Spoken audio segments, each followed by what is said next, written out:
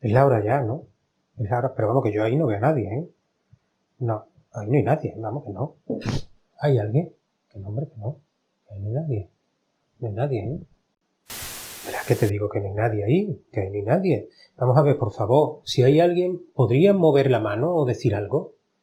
Que no hay nadie. Hombre, que yo te digo, verás, yo entiendo que para hablar de autonomía de centros, un tema jurídico, esto no va a colapsar las redes. Pero hombre, yo qué sé, yo esperaba algún amigo, ¿no? Eches algún familiar, yo qué sé, alguien, ¿no? Es que yo ahí no veo a nadie, ¿eh? Mira, yo voy a empezar, ¿eh? Porque ya es la hora, ¿no? Y bueno, si no hay nadie, pues ya se irán incorporando, ¿no? O yo qué sé, o lo grabarán y lo pondrán más tarde, ¿no? Yo voy a empezar.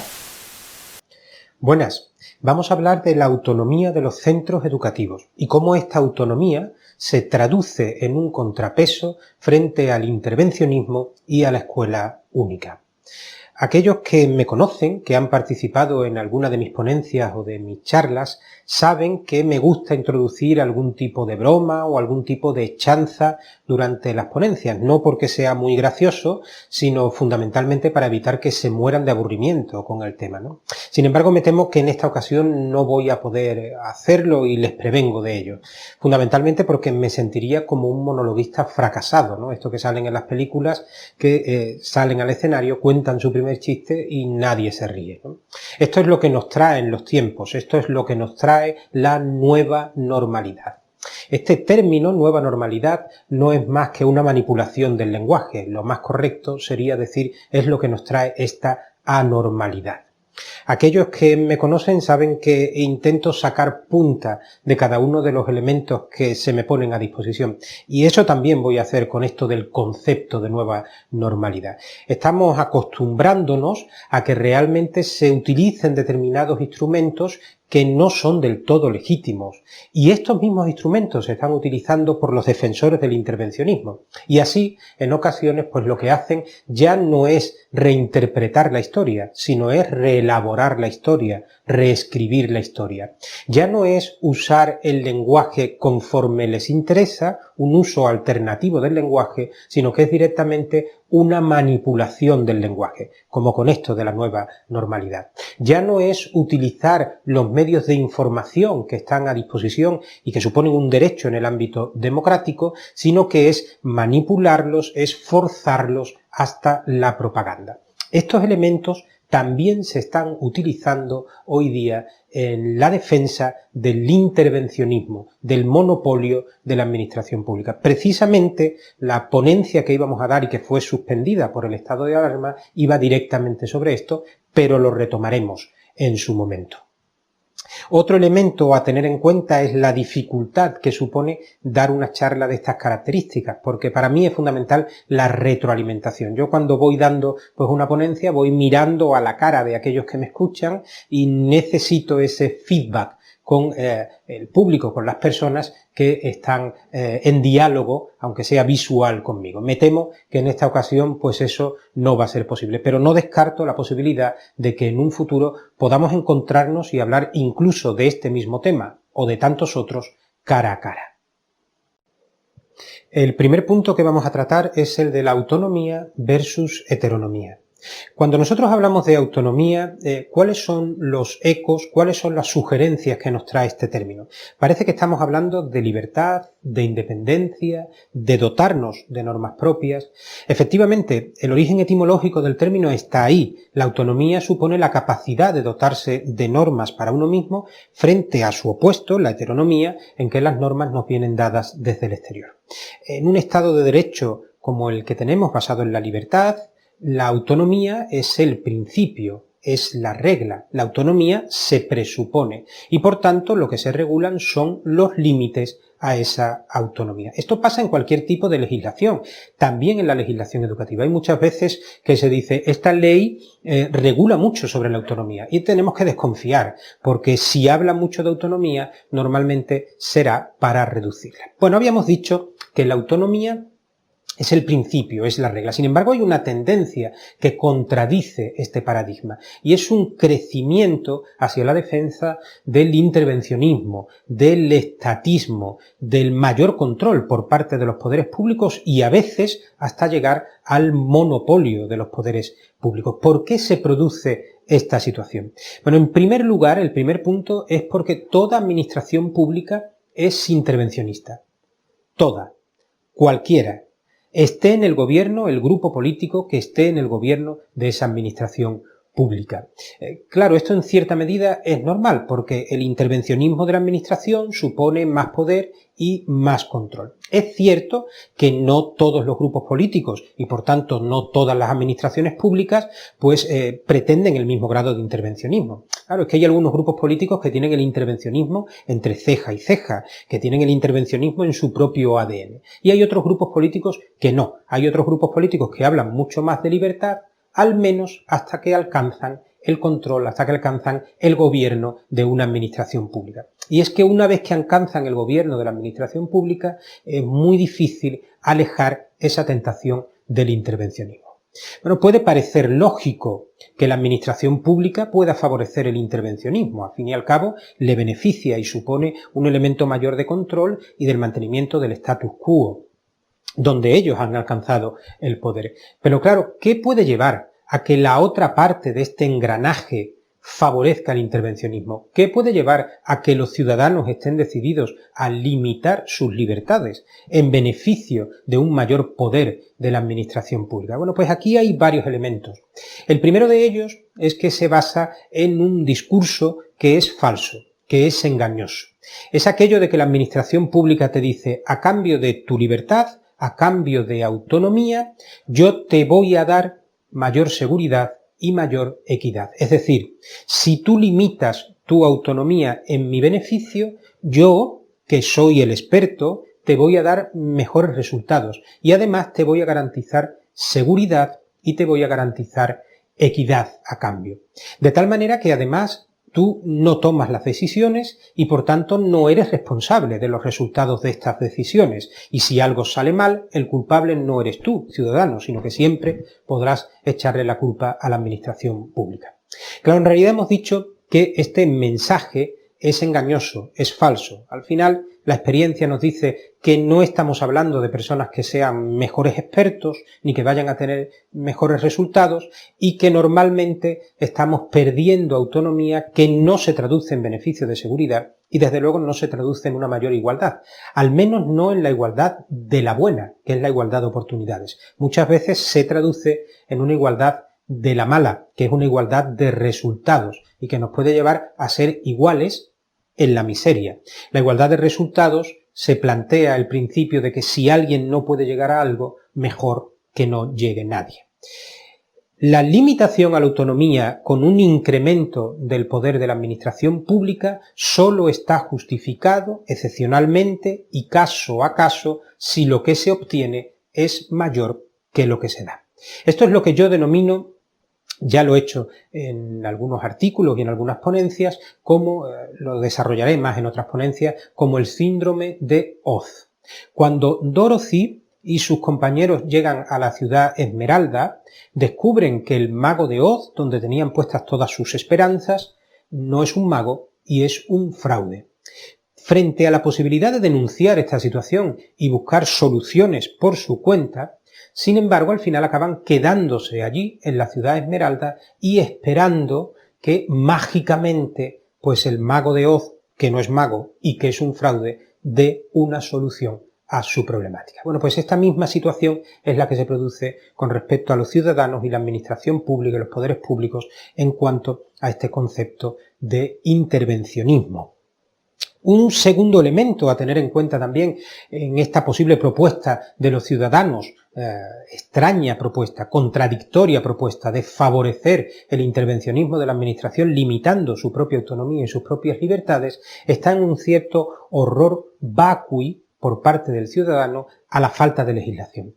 Es decir, estamos acostumbrados a que todo esté regulado y muy regulado y nos quejamos de eso. Es una normativa que es inabarcable, que no se puede conocer, que nos regula hasta los más mínimos detalles de nuestra existencia. Pero si al final hay un ámbito donde se produce un vacío, pues al final al ciudadano le entra vértigo, le entra miedo a la capacidad de tener que decidir que le otorga la libertad. Y al final prefiere que efectivamente pues le impongan una propuesta. Esto lo hemos podido ver en el estado de alarma generado por el COVID. Mientras que había una regulación que salía semanalmente, que era inabarcable y que nadie podía llegar a comprender, existían quejas. Pero cuando se inicia la desescalada y se acaba planteando, que los ciudadanos van a tener que tomar determinadas decisiones, al final una parte de la población lo que dice es no. Lo que tendría que hacerse es imponer conductas y sancionar a aquel ciudadano que efectivamente no lo haga. ¿Ven? Es una limitación a la autonomía, a la libertad del ciudadano en beneficio del intervencionismo por parte de la administración pública. Un tercer elemento más en cuanto a este extraño comportamiento del ciudadano en beneficio del intervencionismo se da también por el principio de desconfianza hacia el otro ciudadano que se va generando. Esto resulta extraño porque en realidad ¿qué sentido tiene desconfiar del ciudadano pero no desconfiar de los poderes públicos? Como si al final, a la postre, los poderes públicos no estuvieran detrás también ciudadanos que van tomando decisiones. Esto es un debate que yo sigo muchas veces con los defensores de la escuela pública única. Algunos de ellos me dicen, la escuela pública no funciona bien porque los políticos que están en el gobierno y que son los titulares de la escuela pública, pues no actúan con lealtad, mueven inadecuadamente el dinero, hay mucha corrupción, no gestionan bien, no son expertos. Claro, y yo vengo a decirles, entonces realmente la escuela pública funciona mal porque sus gestores no lo hacen bien. Y lo que pretendes es que esos mismos gestores no solo sean los que controlan la escuela pública, sino que sean los que controlan y gestionan la totalidad de la escuela y la totalidad del sistema educativo, porque solo exista una escuela pública única, ¿no? Claro, ¿qué puede salir mal? El segundo punto que vamos a ver es la relación entre la autonomía y la libertad de enseñanza. Esto es una relación absoluta. Para el ejercicio de la libertad de enseñanza se requiere necesariamente autonomía de los centros. La libertad de enseñanza supone al final la elección de un tipo o modelo de educación. Es evidente que para eso hace falta que previamente existan diferentes tipos o modelos de educación entre los que los padres puedan elegir. El elemento fundamental, el elemento nuclear, el elemento más significativo, el elemento definidor de la libertad de enseñanza no es otro que el ideario. El ideario, el carácter propio, el proyecto educativo singular del centro, la propuesta de hombre que hace el centro a la sociedad, es el elemento nuclear de la libertad de enseñanza. El ideario justifica la existencia de la enseñanza de iniciativa social, de los centros concertados, para permitir el ejercicio de la libertad de enseñanza, para permitir precisamente que las familias puedan elegir entre diferentes tipos o modelos de educación. Y el ideario también es lo que justifica la financiación con fondos públicos de estos centros, para permitir que esa elección sea real y no venga previamente determinada por condicionantes económicos. Es decir, quien tiene recursos económicos siempre va a poder elegir. La libertad de enseñanza lo que permite es que puedan elegir la totalidad de los ciudadanos. Bien, hemos dicho, por tanto, que el ideario es el elemento nuclear de la libertad de enseñanza. El Tribunal Constitucional reconoce hasta 3 acepciones distintas de este concepto de ideario. Normalmente nos quedamos y nos ceñimos a las primeras, pero existen 3. La primera, probablemente la más característica, desde luego la fundamental y la que está en el origen, acepción de ideario, es la formación religiosa y moral. A esta acepción de ideario responden la práctica totalidad de los centros que actualmente están concertados. Todos los centros tienen un ideario también en relación a la formación religiosa y moral. Todos, sin excepción. Algunos lo hacen explícito y de forma previa y los padres lo eligen, y otros lo hacen de una manera vergonzante.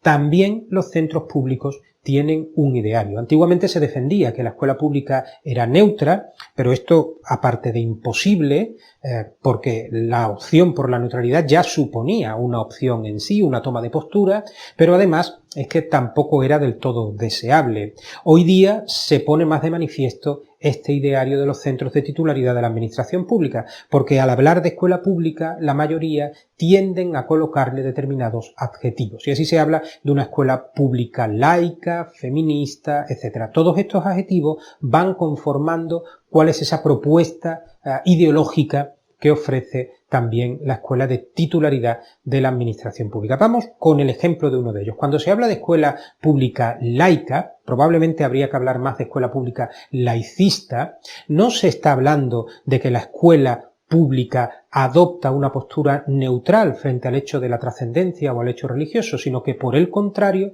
se adopta una posición bastante radical y que supone la exclusión, la expulsión de la trascendencia del ámbito educativo. Es una opción tan nítida como puede ser la de la escuela confesional. Luego, por tanto, todas las escuelas, todos los tipos de escuelas tienen ideario, incluso en el elemento de la formación religiosa, moral, ética. Pero hemos dicho que la formación religiosa y moral solo es una de las acepciones del término ideario. Hay dos más que hacen referencia a la posibilidad de opciones organizativas o a la posibilidad de opciones pedagógicas. Si en la primera de las acepciones de ideario vemos claras limitaciones, en cuanto a la formación religiosa y moral, vemos que efectivamente hoy día la escuela no está respondiendo a la diversidad y a la pluralidad que existe en la sociedad y que debería conllevar la incorporación de nuevos idearios con nuevos elementos de formación religiosa y moral más plurales y más diversos. Con respecto a las otras dos acepciones, la opción organizativa y las opciones pedagógicas, vemos que hay una absoluta falta de autonomía en los centros, es decir, están vetadas cualquier posibilidad de autonomía que permita estas diferentes opciones organizativas o pedagógicas. Una muestra evidente lo tenemos con un ejemplo de opción pedagógica distinta, que es la educación diferenciada y que, como sabemos, está siendo permanentemente acosada, permanentemente atacada por parte de los grupos socialistas. De esta manera, cuando nosotros hablamos de la defensa de la libertad de enseñanza, no estamos hablando realmente de una defensa de la libertad de enseñanza de máximos, porque actualmente no estamos en este sentido. Para eso haría falta la incorporación de muchos idearios distintos con formación religiosa y moral y el permitir las diferentes opciones pedagógicas y organizativas. Es decir, para eso haría falta mucha más autonomía por parte de los centros. Cuando nosotros hablamos de mantener el ámbito actual de libertad de enseñanza, en realidad lo único que estamos defendiendo es mantener las migajas de libertad de enseñanza que ahora mismo nos están permitiendo. Compruebo que esta forma de dar ponencias también tiene sus ventajas. Es verdad que me falta el calor del público, que esto para mí es indispensable, pero bueno, por otro lado, es cierto que tampoco veo a nadie coger el móvil, no veo a nadie bostezar, no he visto a nadie que se haya levantado a tomarse una taza de café, bueno, pues, en fin, que también tiene sus ventajas. Cuando me pidieron que diera esta charla, me dijeron, hombre, nos interesaría que se diera con bastante profundidad, pero bueno, intenta que sea amena, ¿no? Es verdad que esto, más que un encargo para mí, tenía que haber sido un encargo para la Virgen de Fátima, ¿no? Porque esto alcanza el grado de milagro, ¿no? O bajando en el escalafón, quizás para San Judas Tadeo. Hemos hablado hasta ahora de la autonomía como límite al intervencionismo y hemos hablado también de la autonomía de los centros en relación a la libertad de enseñanza, viendo que es un vínculo íntimo, que es imprescindible la autonomía de los centros para permitir un ejercicio real de la libertad de enseñanza, para permitir un desarrollo de las diferentes acepciones del concepto ideario. Ahora vamos a hablar de la autonomía como antídoto al adoctrinamiento. Verán, a mí me resulta muy sorprendente que a veces se vincule el término adoctrinamiento con la escuela concertada, por aquellos que atacan a la escuela de iniciativa social. Verán, el término adoctrinamiento tiene un elemento neutral o positivo, que es el desarrollo de una doctrina. Pero claro, la utilización que se hace es con una connotación negativa. Se refieren a la imposición acrítica de una doctrina. Claro, y nada más lejos que la concertada de una postura de adoctrinamiento con esta connotación negativa, porque al final la escuela concertada tiene un ideario que pone de manifiesto, que hace explícito y que los padres eligen. Los padres acaban eligiendo el centro por el ideario o acaban eligiendo el centro, en cualquier caso, conociendo de la existencia de ese ideario que no se le oculta a nadie. El riesgo de adoctrinamiento es mucho mayor en aquellos centros que no reconocen que tienen un ideario, aunque ya hemos dicho antes que todos los centros tienen ideario. Por ejemplo, el riesgo de adoctrinamiento es mayor en la escuela de titularidad pública, porque cabe la posibilidad de que se implanten elementos que no han sido previamente consensuados por la sociedad o que son propuestas o posturas que no han elegido explícitamente los padres. Esto me recuerda a un caso reciente, que es el caso catalán. En un determinado momento se habla de que los centros de titularidad de la administración pública, los centros de la Generalitat catalana, pueden estar adoctrinando en cuanto que están imponiendo posturas, ideología independentista, separatista, etc., sin que haya sido previamente elegida por los padres. Esto lleva a una reacción social y muchos de ellos dicen lo que hay que hacer es quitarle las competencias a la comunidad autónoma y devolvérsela al Estado, como si esto no fuera el mismo perro con distinto collar. Es decir, ¿desde qué punto cabe pensar que la Generalitat sí que adoctrina, pero que no es posible que el Estado adoctrine? O igual, lo que se estaba ahí planteando no es tanto que no se adoctrinen como que no adoctrinen los que no piensan como yo. Realmente la única manera de combatir el adoctrinamiento en los centros es con libertad de enseñanza y con autonomía de los centros. La única manera de combatirlo es con idearios claros, explícitos, puestos de manifiesto de manera previa y que los padres pueden elegir. Por cierto, el mayor riesgo de adoctrinamiento se produciría sin ningún lugar a dudas con una escuela pública única como modelo excluyente, con un monopolio por parte de la administración pública, con un solo titular de toda la escuela reglada. El cuarto punto viene referido a la autonomía de los centros como la gran olvidada de las reformas educativas. En todos estos cambios legislativos constantes que hemos sufrido, en estas leyes educativas sucesivas, ninguna ha optado jamás por la autonomía de los centros. Realmente en esta ponencia nosotros no estamos hablando en la práctica de una defensa de la autonomía de los centros, sino que estamos hablando de una conquista de la autonomía de los centros, porque hoy día el intervencionismo en educación es prácticamente total.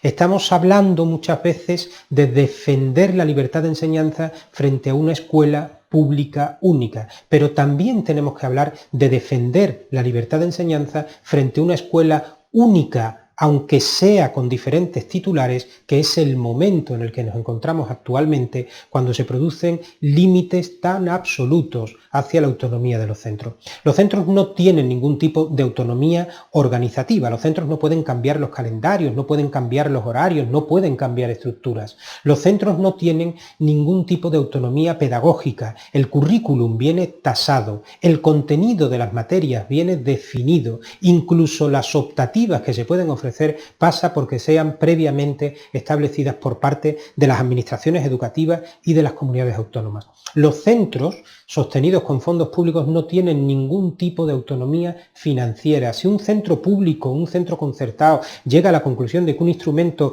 importante en estos momentos es el uso de la tablet, no tiene mecanismos para la financiación. Si llega a la conclusión de que un segundo idioma se aprende mejor que con un libro, pues con otro tipo de métodos, no tiene mecanismos para la financiación.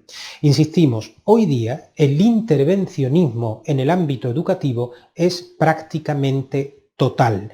No estamos en la defensa de la autonomía de los centros porque no existe autonomía de los centros. Estamos en la necesidad de la conquista de la autonomía de los centros porque es un elemento fundamental, indispensable para el ejercicio de la libertad de enseñanza. Quinto punto, la autonomía de los centros como una solución a la crisis educativa. En la última legislatura en la que estuvo el Grupo Popular, antes de la moción de censura, se llegó a una comisión por un pacto de Estado por la educación. Y ahí llegaron a participar hasta más de 80 entidades y personas de reconocido prestigio en el ámbito educativo. Hicieron un análisis de la realidad de cuál es la situación problemática de la educación. Y llegaron a determinadas conclusiones, bastante consensuadas, por cierto. Y no, entre esos problemas de la educación no estaba la asignatura de religión, ni la diferenciada, ni la existencia de la concertada. Los problemas de la educación en España están en el bajo nivel de los alumnos, en la escasa puntuación en los ítems internacionales, en el abandono temprano, en la no promoción y la repetición de los alumnos, en la falta del esfuerzo, en la promoción de la falta del esfuerzo, etc. Para solucionar estos problemas, normalmente el Estado considera o actúa como si fuera una sibila o un oráculo, es decir, es el Ministerio por su cuenta el que pretende dar solución a esta situación problemática. Pero los verdaderos expertos en educación que pueden dar respuesta a estos problemas críticos importantes no están en el Ministerio, están en los centros educativos. Son los centros educativos desde la autonomía los que pueden ofrecer dentro del ámbito de la libertad de enseñanza y de las diferentes acepciones de ideario que hemos visto previamente, diferentes propuestas para superar esta situación crítica. No una situación crítica de la educación en el aire, sino una situación crítica de una escuela en un barrio en concreto, con unos alumnos específicos, con nombres y apellidos. La libertad de enseñanza es la respuesta a las dificultades del ámbito educativo. La posibilidad de que los centros presenten proyectos distintos que puedan ser elegidos por los padres según sus necesidades. El resultado de estas actuaciones y las elecciones de los padres son las que llevarán a los centros a ratificarse en esa propuesta educativa o adaptarla a las nuevas necesidades. Cuando se habla de descentralización en el ámbito de la enseñanza, no estamos hablando de pasar competencias del Estado a las comunidades autónomas. Eso es intervencionismo de uno o de otro. Estamos hablando de pasar competencias a los centros educativos, que es donde realmente están los verdaderos expertos en educación. Poco a poco nos vamos encaminando ya al final, nos quedan escasos puntos que tratar. A mí me gustaría preguntarle en estos momentos cómo vamos. Yo muchas veces lo hago en las ponencias, ¿no? Aquí sería un poco absurdo porque me temo que no voy a obtener ningún tipo de respuesta, ¿no? No obstante que sepan que si a alguno no le ha gustado, yo ya tengo mi excusa preparada, ¿no? Mi excusa perfecta es que yo gano mucho en los directos, ¿no? Como dicen algunos de los cantantes. Bien, el sexto punto que vamos a ver ahora es el de los límites a la autonomía de los centros. Porque verán, como todos los derechos y todas las libertades, no son absolutos. Tienen limitaciones. Hasta ahora nosotros hemos analizado que la autonomía de los centros es un elemento indispensable para el ejercicio de la libertad de enseñanza. Hemos visto que puede ser una cortapisa importante que evite el adoctrinamiento. Incluso hemos planteado que la autonomía de los centros permite dar respuestas diversas, plurales, creativas a la problemática, a la crisis del sistema educativo español.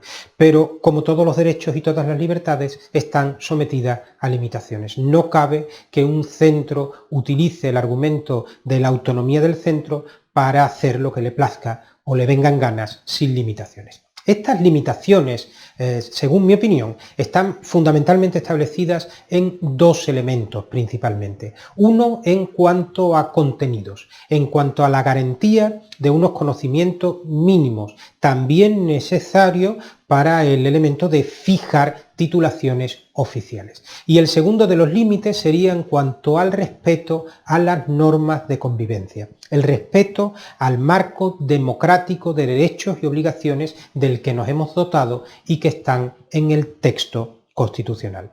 Para el control de estos límites a la autonomía del centro hay un instrumento ya existente y que está hondamente cualificado. Me refiero a la inspección educativa.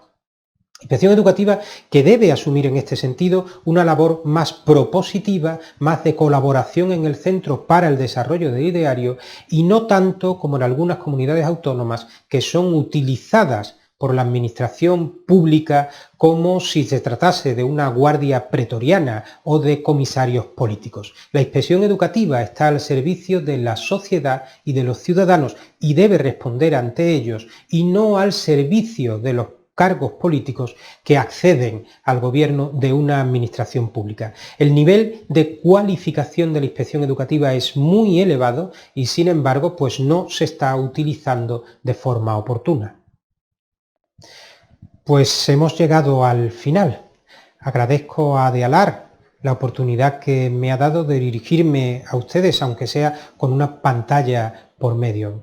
Adealar y mi despacho profesional, Muñoz de Priego y Pérez Abogados, tienen una colaboración establecida y un proyecto conjunto que nos ilusiona muchísimo y cuyo nombre y cuyo contenido pues tiene bastante que ver con la charla que acabamos de desarrollar. Se llama el proyecto Sui Iuris. Es decir, esto hace referencia al derecho propio, a la capacidad de decidir sobre los propios actos frente a la lien iuris, donde la decisión pues la tomaban otros. El proyecto Sui Iuris hace referencia al contenido jurídico, legislativo, normativo para los centros educativos, un conocimiento que hoy día es ineludible, que no es opcional para nuestros centros. También un análisis de aquellos ámbitos donde se producen niveles de autonomía para que los centros puedan actuar con libertad y con responsabilidad. Y finalmente nuestro compromiso permanente con la exigencia y la defensa de la libertad de enseñanza y de la autonomía de los centros. Bueno, pues espero que la charla le haya sido al menos de utilidad. Si han llegado hasta este momento, pues muchísimas gracias por su atención y espero que podamos vernos en otros vídeos o incluso, si Dios quiere, en persona. Muchísimas gracias.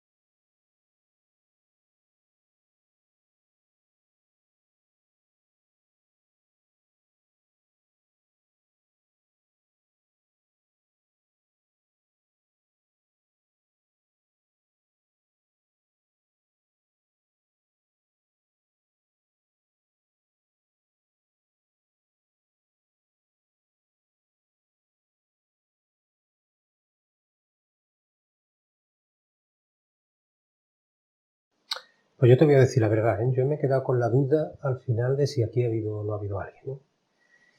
Pero bueno, lo hecho está, ¿eh? Ya hemos acabado, pues ya está. Vamos, yo no veo a nadie, ¿eh? Por más que miro, yo no veo a nadie.